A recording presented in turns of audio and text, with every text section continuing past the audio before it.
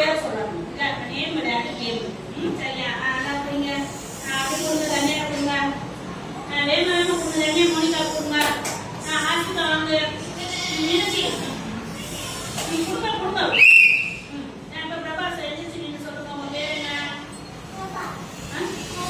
அம்மா பேரு?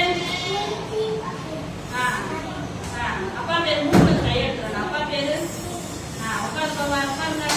என்ன கை கட்டிடுங்க. கொடுங்க யோசிச்சுங்க. தேடி வாங்க. அருண் வாங்கியா?